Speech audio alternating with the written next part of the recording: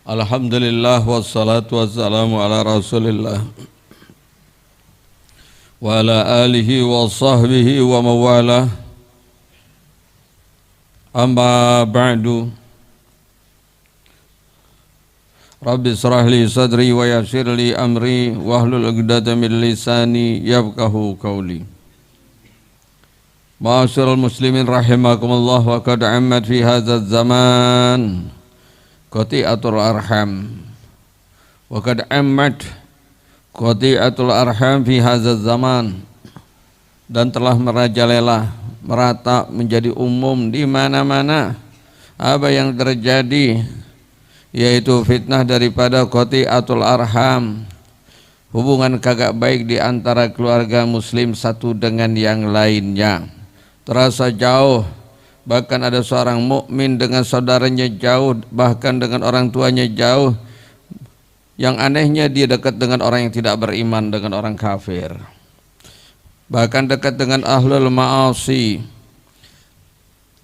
Sudah merajalela amat fi hadzal zaman qati'atul arham, putus daripada silaturahim.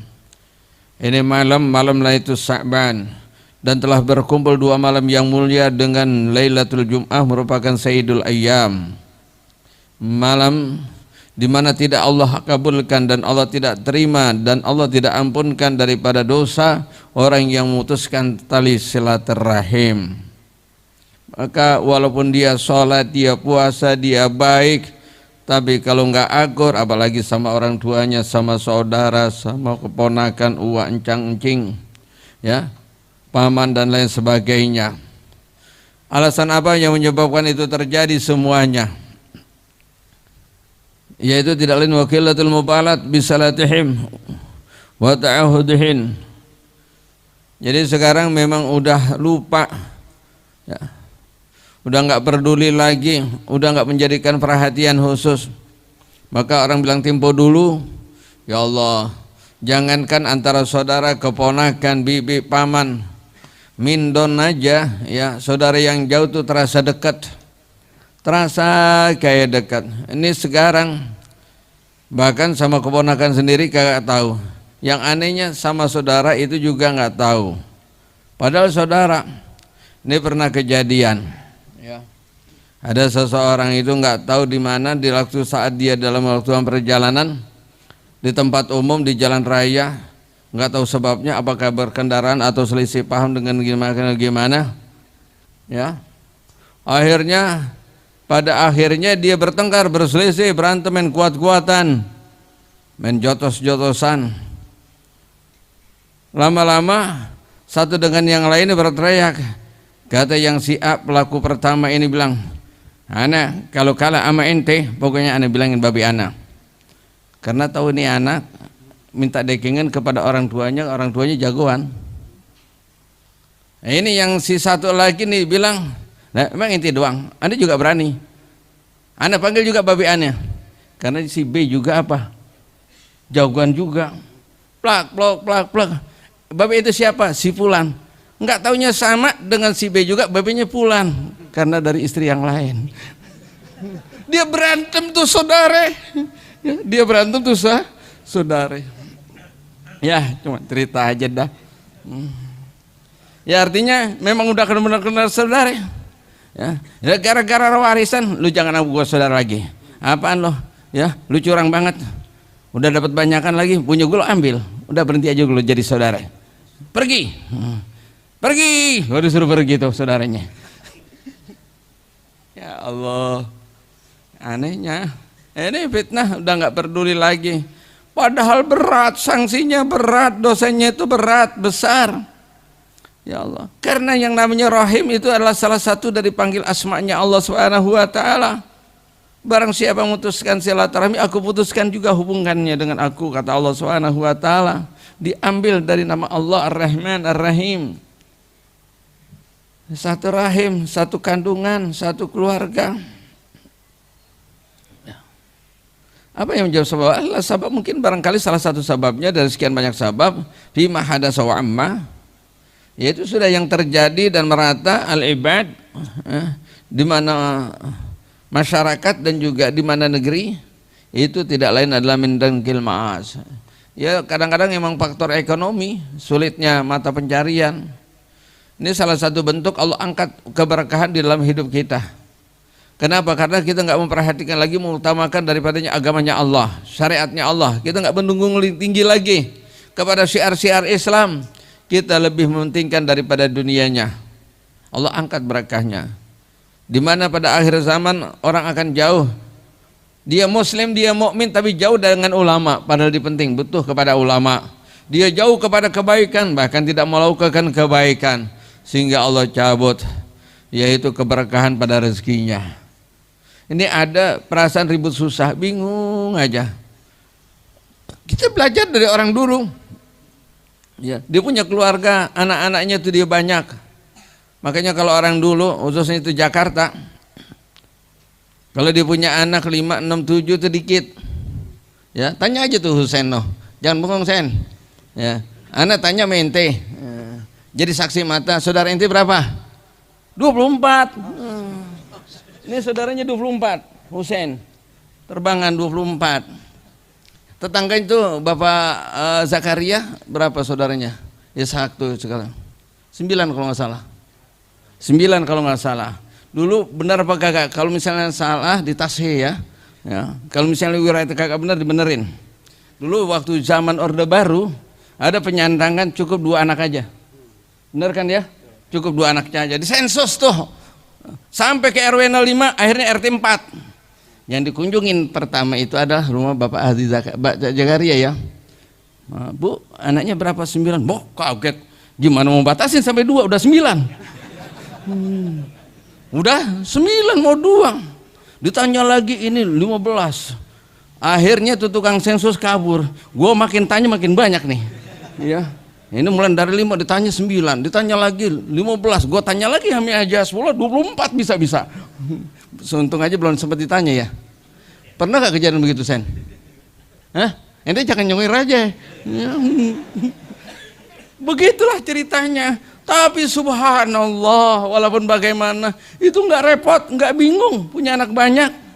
Padahal waktu saat pagi hari untuk yang dimasak itu nggak ada. Ya, sambil anaknya sendiri nyari sendiri. Ya. Pinter-pinter dah. Wah, ini anaknya tuh banyak 5, 6, 7 orang. Kebetulan ada sisa kemarin tuh nasi, digoreng aja pakai daun mengkudu. Kan jadi rame, jadi banyak. Wah, lumayan. Pohonan tuh ditebang habis-habis, diambilin tuh daunnya. Kreatif, berkah tuh nikmat, sempat ibadah, sempat ngaji, tenang tuh hidupnya karena Allah berikan keberkahan itu padanya. Ya. Ini jadi sebab nih kita kurang peduli terhadap agama, tidak utamakan. Dalam satu yang dikutip dari Kutaman Sya'ban, Allahu latifun bi'ibadihi yarzuqu may yasha' wa huwal qawiyul aziz. Jadikan yarzuqu may yasha', Allah Subhanahu wa taala memberikan rezeki kepada siapa saja yang Allah kehendaki. Rezeki kebaikan, rezeki akan amal soleh. Allah berikan kemudahan akan kebaikan.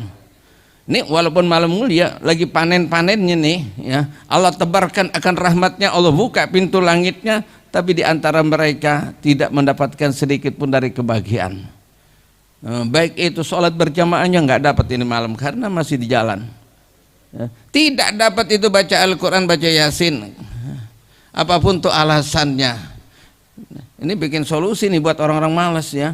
Nanti kata baca Yasin malam ini susah ban apa? Bid'ah. Emang gua demen banget baca Yasin. Ya. Dibilang begitu, jadi memanfaatkan. Ya tentunya semuanya itu baik, bacanya baik. Ya. Allah Subhanahu wa taala memberikan rezeki kepada siapa saja yang Allah kehendaki. Sebab yang namanya melakukan kebaikan itu banyak. Ya. Maka kalau kita utamakan Allah, kita utamakan itu Rasul, kita utamakan itu akhirat, insya Allah nanti Allah akan penuhin buat kebaikan dunia kita. Ya. Itu min da'nil ma'ash wa du'fil arzak. Jadi urusan rezeki lemah, urusan kehidupan itu lemah. Dia punya saudara, ya. Dia pengada distribusi daripada minyak goreng. Ini saudaranya itu mau minta aja nggak boleh, berantem tuh berdua, putus silaturahmi, ya, gara-gara minyak goreng.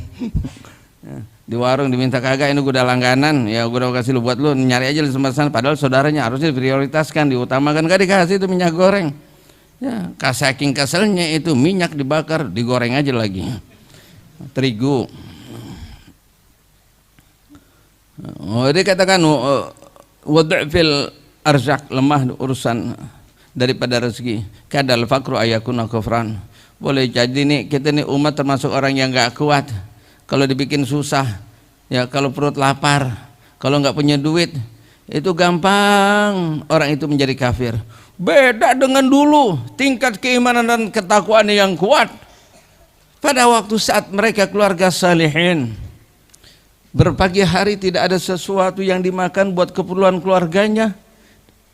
Ini keluarga semuanya tuh senyum. Tidak ada sesuatu yang akan dimakan, tidak ada rezeki yang cukup pada hari itu. Bagaimana diucapkan marhaban bi syiari salihin. Selamat datang dengan siarnya para salihin. Beginilah keluarganya baginda sallallahu alaihi wasallam. Pernah didapati datang tamu, tidak ada sesuatu yang disediakan untuk tamu. Bahkan untuk dicari dari rumah istri satu dengan yang lainnya, tidak ada sesuatu untuk disediakan untuk tamunya. Maka kalau kita nggak pernah ngejalanin sunat model begini nih ya, pernah nggak jalanin sunat pagi-pagi nggak ada apa-apaan? Kalau kita emang ribut susah, adanya bilang kagak ada. Beras walaupun dikit masih ada sisa bansos. Ya kadang-kadang anehnya lupaan itu di freezer masih ada daging korban. Ya ada nggak model gitu? Ini kalau bisa diricek ini semuanya nih ya, rumah orang muslim ribut susah, lupaan udah beku jadi batu. Mungkin barangkali disangka es, pas waktu saat mau dibongkar, ya mau dicairkan itu semua, nggak taunya itu daging. Wah, harta karun ini. Ribut susah dicabut tuh keberkahannya.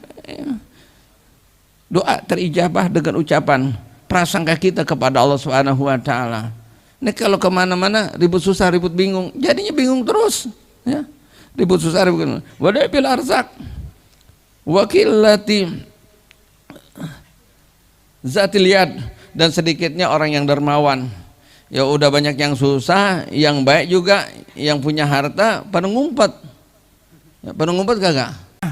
Gimana kau ngaku cinta kepada Allah, cinta kepada Rasul, sedangkan Rasul itu semuanya dikorbankan buat kita sekalian. Bagaimana mau masuk surga? Ini kalau masuk surga Jumatan dikasih 2.000, perasaan udah amal banyak banget. 10.000 apalagi kalau rutin tiap minggu, perasaannya amal soleh ya. Ya Allah, kadang-kadang kita lebih ikhlas ya. Ini kalau urusannya hobi mancing nggak pakai perhitungan. Kalau mancing yang hobinya ini, hobinya itu untuk menyenangkan, tuh hobinya nggak pernah perhitungkan, asal terpuaskan. Kemana kita nggak mempuaskan kekasih kita baginda sallallahu alaihi wasallam dengan kebaikan-kebaikan amal yang akan jadi dekat nanti dengannya. Lakukanlah suatu perbuatan yang kita jadi dekat nanti dengan baginda sallallahu alaihi wasallam. Ini penyakitnya yang susah, nggak sabar, nggak terima ketentuan Allah, yang kayaknya juga itu nggak dermawan, jadi nggak imbang. Wahwal kati'atul arham, itu terjadi mungkin dalam satu keluarga. Allah Subhanahu wa taala yabsutur rizqa min ibadihi wa yaqdir. Ada sebagian mereka Allah luaskan dalam satu keluarga besar, ada sebagian disempitkan. Yang disempitkan rezekinya ini nggak sabar, yang diluaskan rezekinya nggak bersyukur, jadi nggak ketemu, akhirnya putus silaturahim. Akhirnya huwal qati'ah lil arham allati qad kasat. Ini sudah merajalela di mana-mana, sudah masyhur ya. Wa pasatuan tasarat menyebar luas fi hazil ayyam, terutama pada saat-saat seperti sekarang ini. Wa qad waradat al hadis, dan telah terdapat keterangan dalam hadis bi anna silatal arham mansya'atun, bahwa sesungguhnya silatul arham yaitu man'asatun fil ajal, misratun fil amwal, wa anna Allah ta'ala qad basata rizqa li aqwamin wa aksara lahumul amwal wa man nazara ilaihi munzu khaliqim li'adami silatihim arhamahum fatakunul qati'atu wa tarkus silah ala tidi min dzalika wallahu alam. Allah Subhanahu wa taala telah memberikan kelebihan rezeki kepada sebagian hamba-Nya. Seharusnya dia bersyukur dan memanfaatkan, digunakan sebaik-baiknya. Kebaikan-kebaikan, amal-amal dengan hartanya itu buat nanti dia miliki sendiri dan Allah balas. Dikarenakan bakhilnya dan tidak digunakan, bahkan menyebabkan hartanya itu terputus silaturahim, maka Allah berikan bukannya sayang kepada itu hamba, bahkan Allah tidak pernah memandang lagi dengan pandangan rahmat itu hamba. Ini yang kita takutkan. Jangan menyangka bahwa sesungguhnya apa yang menjadikan dunia itu kita baik, itu belum tentu di hadapan Allah itu baik. Lihatlah kedekatan kita dengan keluarga, dengan saudara, terutama dengan orang tua, dengan bibi, dengan paman dan lain sebagainya. Apapun yang kita capai dari dunia kita, jabatan tinggi, harta berlimpah, tapi kalau itu hutang baik, jangan harapkan kita akan mendapatkan kebaikan nanti. Dan Allah memandang rahmat dengan kita. Semoga dengan kedatangannya bulan Ramadan dan kita sama-sama berharap mudah-mudahan Allah Subhanahu wa taala berikan taufik sehingga kita dapat Allah kumpulkan, terutama Allah hubungkan, Allah kuatkan, dan Allah berikan kemudahan sabab-sabab yang menjadikan kuat silaturahim. Dan Allah Subhanahu wa taala telah memberikan ampunan kepada kita dari sesuatu kelalaian yang telah kita lakukan. Semoga Allah Subhanahu wa taala menjadikan bulan Sya'ban ini bulan penuh berkah. Jadi banyak kebaikan amal soleh yang kita lakukan dan menjadi sesuatu kegembiraan dalam setiap saat yang kita lakukan. Dan mudah-mudahan Allah Subhanahu wa taala panjangkan umur kita dan sehingga kita masuki bulan Ramadan dan Allah berikan kekuatan sehingga termasuk kita orang yang berpuasa imanan wa ihtisaban.